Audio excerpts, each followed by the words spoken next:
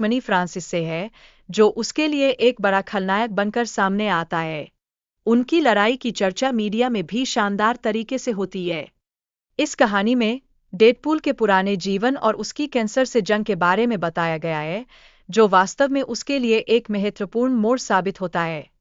Vanessa के साथ Deadpool का रिश्ता इस कहानी में गहराई लाता है। वह उसकी बीमारी के दौरान उसका सहारा बनती है, जो उसके जीवन में बहुत अहमियत रखता है। डेडपूल की शक्तियाँ उन यातनाओं के नतीजे में मिलती है जो उसने झेली है।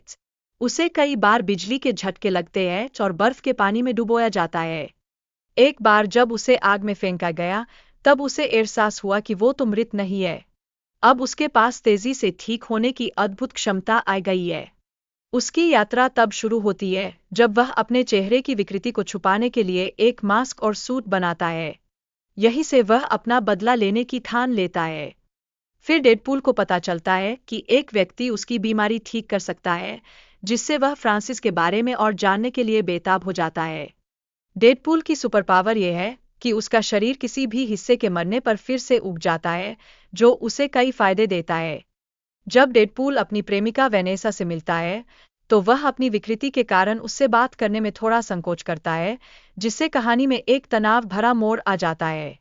डेडपूल और फ्रांसिस के बीच की लड़ाई यह दर्शाती है कि वह अपनी शक्तियों का गलत इस्तेमाल करता है, जो उसकी हीरो होने की पहचान को चुनौती देता है। वनेसा के साथ डेडपूल के संबंध और उसकी विकृतियों को स्वीकार करना यह दिखाता है कि सच्चा प्यार सिर्फ बाहरी रूप से नहीं, बल्कि आत्मा से भी जुड़ा होता है।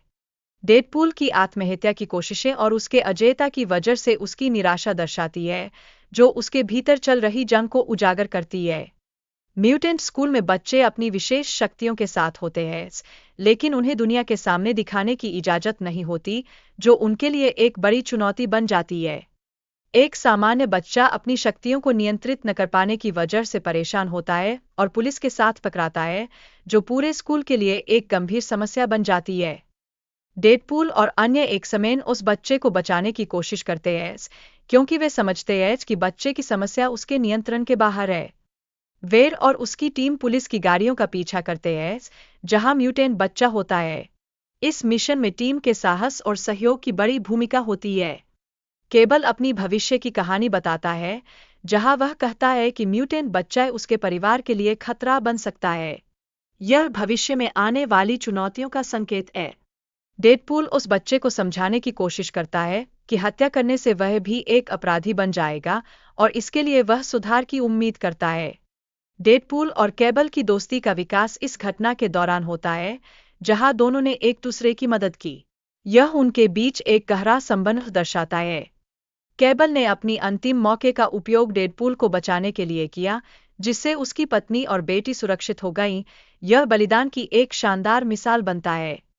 फिल्म के अंत में केबल के घड़ी को ठीक किया गया, जिससे डेडपूल को वेनेसा से मिलने का मौका मिल गया।